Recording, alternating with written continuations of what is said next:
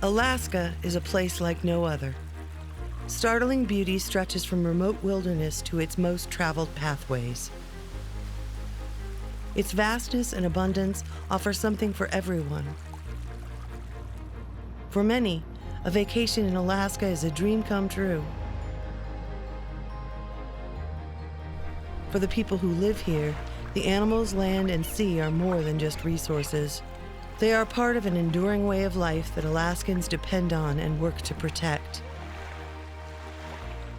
In this planetarium, we're going to explore Alaska's iconic animals and landscapes by focusing on connections, how things depend on one another, often in surprising ways. We're going to take you to places both near and far in the last frontier. Places that make Alaska, Alaska.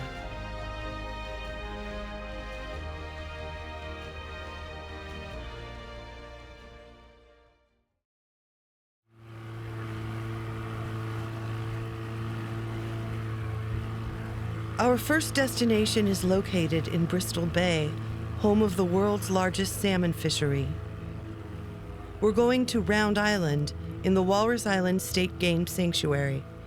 This sanctuary was created to protect the last remaining haul-out for Pacific walrus in North America. It's one of the most difficult places to get to in Alaska because access is highly restricted. To minimize impact on the animals, the island can only be approached by boat. For millennia, the Yupik people of Bristol Bay have come here to hunt and collect seabird eggs. The Yupik name for Round Island is Kayasik, or place to go in a kayak. Since 1960, the Alaska Department of Fish and Game has managed the island, offering a unique wildlife experience to the handful of tourists who visit each summer. For those willing to make the journey, the rewards are worth it. Visitors to this craggy coastal island are met with grassy bluffs and steep cliffs that descend into a slate blue ocean. This is one of the most pristine places on Earth, seemingly untouched by the rest of the world. In addition to stunning landscapes, Round Island is home to a broad range of wildlife. It is a birder's paradise. 250,000 seabirds come each summer to nest and raise their young. The cliff walls are home to over 100 species of birds, including puffins, cormorants, kittiwakes, and gulls.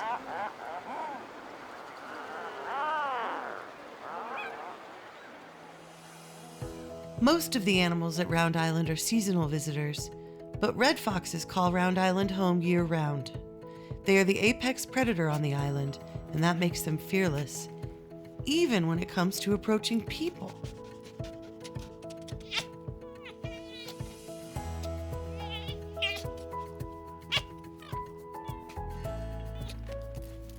Not all visitors to Round Island find the foxes charming.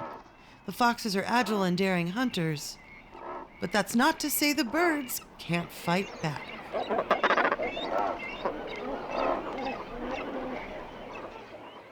The sanctuary is named after its most famous visitor, the Pacific walrus. Only the males come to Round Island. Pacific walrus spend most of the year living on the Bering Sea pack ice. After the spring mating season, the males and females separate. Females with their young migrate north, staying on the sea ice. The males travel south to Bristol Bay, where they rest on the beaches here. By May, the beaches of Round Island look like a giant walrus frat party.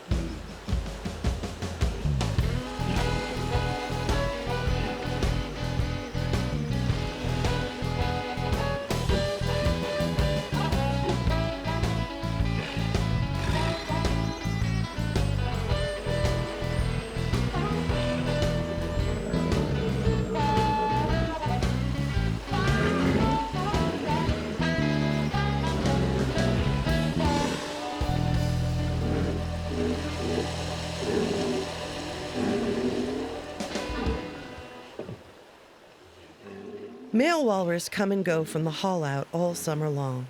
The Round Island staff keep track of how many are here each day and how many come over the course of a season. The number of walrus that haul out at Round Island has been declining. In the past, as many as 14,000 could be seen on a single day. In 2015, that number was less than 2,000, a mere fraction of what it was before. Where have they gone? Scientists attribute this decline mostly to the loss of sea ice. Warming temperatures from climate change have meant that there is less ice in the Bering Sea. This has caused walrus to stay further north, choosing to haul out on beaches where they've never been seen before. When visiting, it feels like you're in the most isolated place on Earth, but the island is deeply connected to the world around it. Right now, we're seeing Round Island in the summer, but that's only part of the story. In the fall, the males will leave and return to their families, and they will spend the rest of the year living on sea ice. Walrus are unable to swim continuously, so they must stay in shallow waters or near ice flows. They climb onto the ice to rest, to give birth, and to nurse their young. This ice is critical for them to live.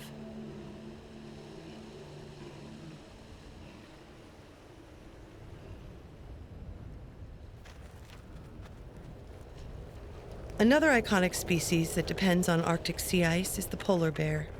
Polar bears can be found all across the Arctic, from the Beaufort Sea along the northern coast of Alaska down to here, the southern shores of Hudson Bay in Canada.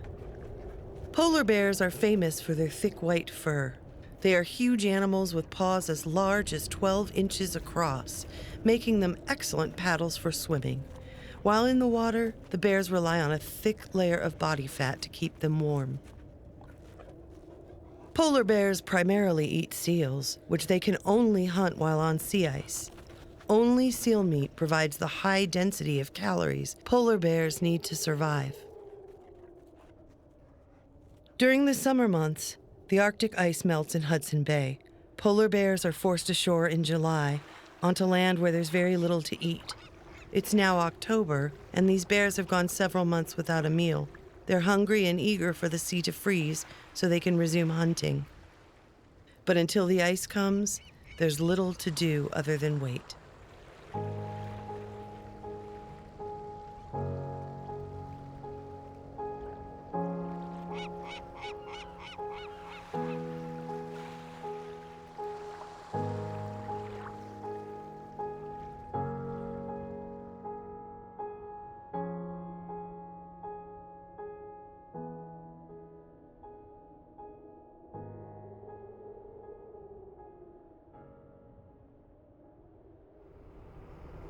Studying polar bears in their habitat is difficult because of the extreme terrain and harsh conditions in which they live. Known as a tundra buggy, this massive vehicle allows scientists to observe polar bears in their natural environment.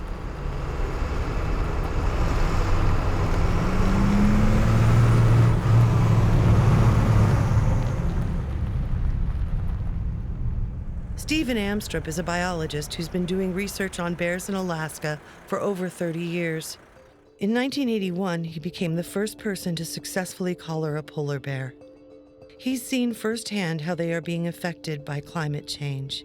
He now works to help people understand what he and other scientists have learned. So I'm Steve Amstrup. I'm the Chief Scientist for Polar Bears International. I've been working for Polar Bears International since 2010. Prior to that, I was in charge of polar bear research for the U.S. federal government in Alaska. Polar bears are highly dependent on the sea ice to catch their food. They only eat a couple different species of seals, ring seals and bearded seals, and they catch them from the surface of the sea ice. When the ice is gone, the bears are forced ashore.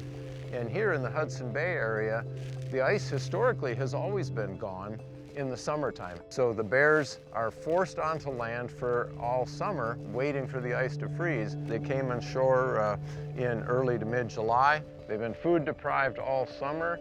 They lose about 1 kilogram or 2 pounds of body weight a day while they've been on land. Because of human-caused climate warming, the bears are now on shore for almost a month longer than they were just 30 years ago. That longer wait means fewer cubs are surviving, and this population has declined by about 30% over the last couple of decades. Because they rely on seasonal ice, the polar bears in Hudson Bay and the Beaufort Sea are at the greatest risk. Less ice means more time without food, longer distances to swim, and more encounters with people. One of the things I think, though, that many people just don't understand is that all bears in all parts of the world are not affected the same way at the same time. So right now, the bears in the Beaufort Sea of Alaska are declining. They declined about 40% in the last few years. But other places in the Arctic, polar bears still seem to be doing okay. Now, ultimately, if we let the world continue to warm and we let the sea ice continue to decline, all bears will be negatively affected, and ultimately they'll all disappear if we don't stop that. But for right now, there are several populations that we think are still doing fine. That gives us hope and reason to believe that we can actually act in time and save polar bears. Ice connects walrus and polar bears. Another Alaska animal needs ice too. Salmon need glacier ice. A glacier is a giant body of dense ice that forms in places where there's snow year-round. Over time, its weight compresses the snow into ice. In the wintertime, glaciers grow as they accumulate snowfall. In the summer, they shrink as warmer temperatures cause them to partially melt. Glaciers are the largest reservoirs of fresh water on Earth. They are like sponges, storing water as ice during the winter and releasing it as meltwater during the summer. They are a vital source of water for plants, animals, and also people. Our next destination is Juneau, Alaska, home of Mendenhall Glacier.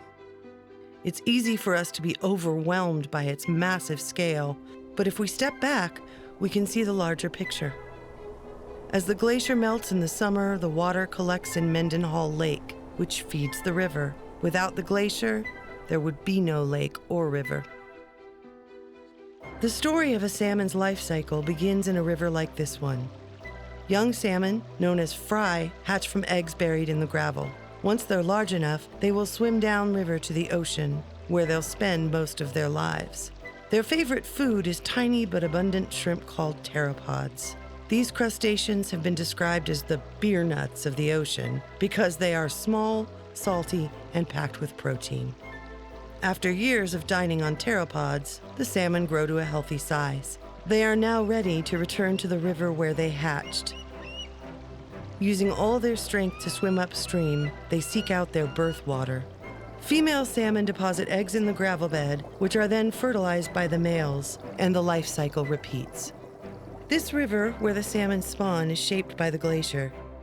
The glacier's rate of melting affects how high the water is and how fast it runs.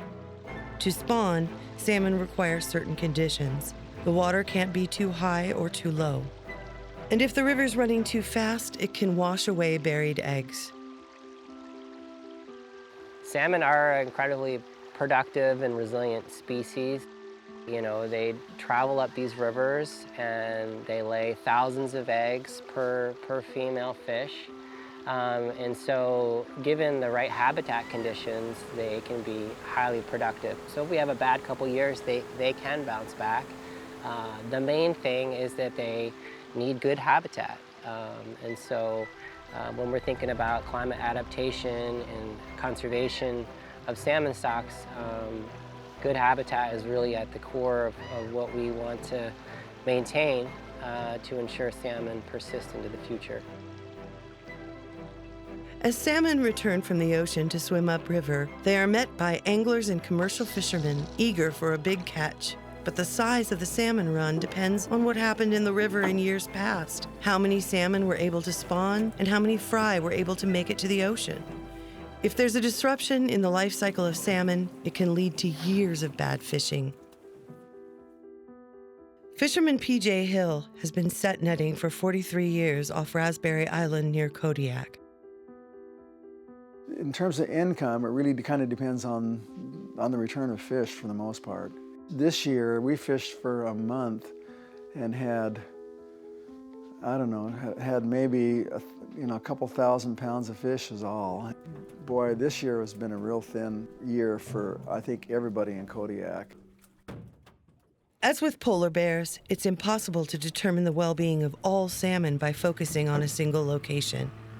PJ and other fishermen around Kodiak had a poor year, but in Bristol Bay and other places, the salmon run was strong. The fish population has always varied from year to year. Some years are good and some are bad. In low years, hatcheries like this one help by releasing salmon hatched from wild eggs. Hatcheries are key in protecting the yearly harvest of Alaska's fisheries, but they can't protect it from climate change. Professors Leanne Monk and Eric Klein are part of a science team that studies how Alaska's rivers are changing and what that means for salmon. Our component here at the University of Alaska Anchorage that we're working on is looking at how glacial meltwater is impacting rivers and then downstream coastal and estuarine areas. We like to call ourselves the stream team. Glaciers are melting faster and releasing more water into streams. This not only affects the water levels, but also its chemistry. When we do our stream team work, we do several different tests, but one of the main things we look at is the temperature of the water, the acidity, the amount of salts or total dissolved solids in the water. And the acidity is particularly important because fresh water is much more acidic than ocean water is.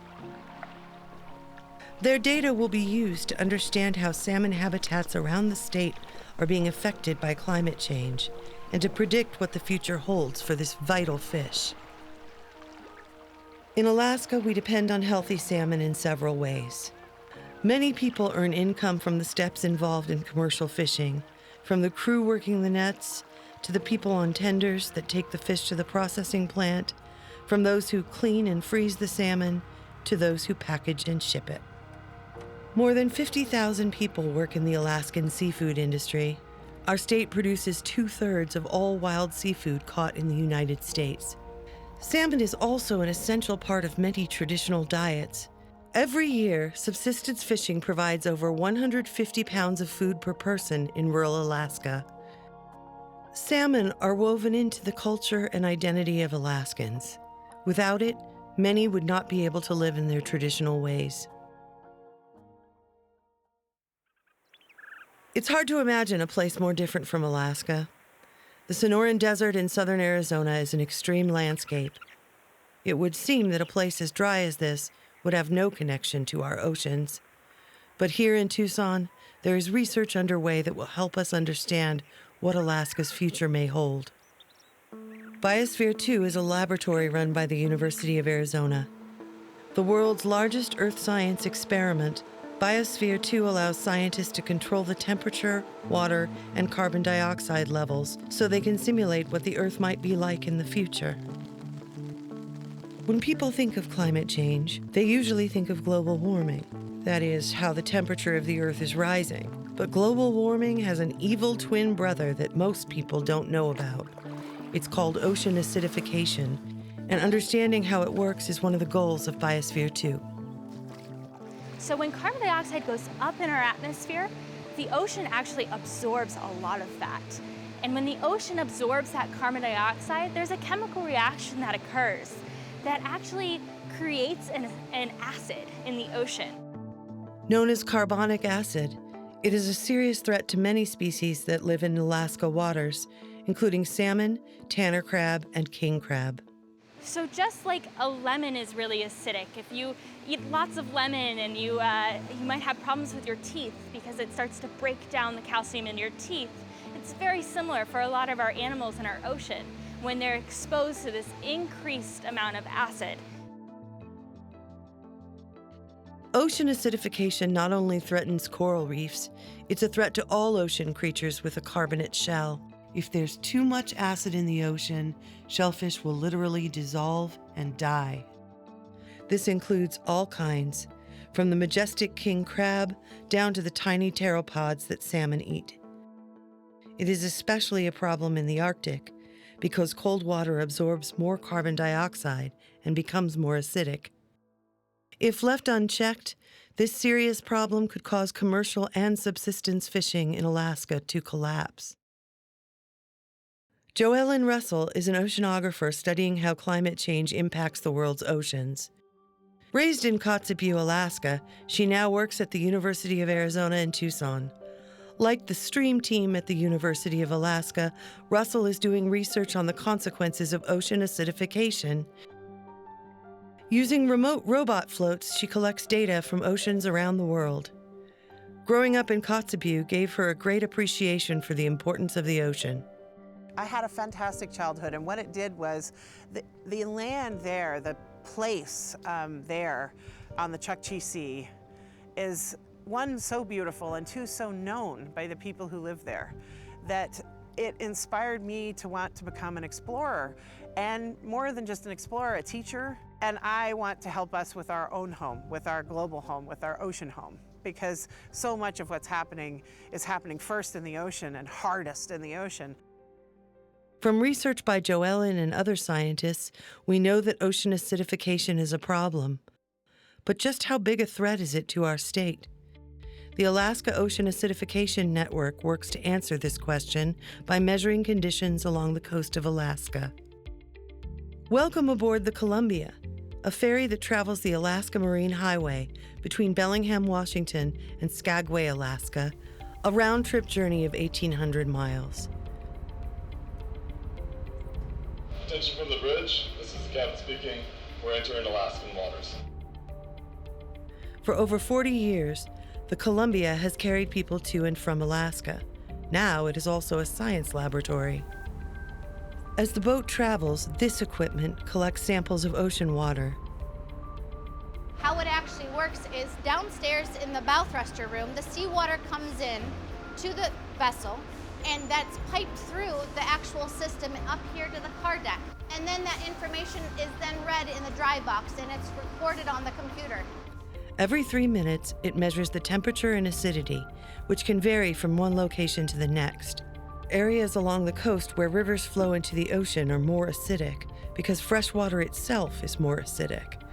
Scientists are concerned that soon these areas may not be able to support salmon and other fish. We're getting a really good reading on different amounts of carbon dioxide in the water throughout all the seasons. And that's really important to be able to tell a life cycle of how our oceans are doing. This research will help coastal communities adapt to climate change. The Alaska Ocean Acidification Network is another example of Alaskans helping their fellow Alaskans. It's now clear that climate change is a threat to the Alaska way of life, but there are solutions, and we don't have to travel far to find them.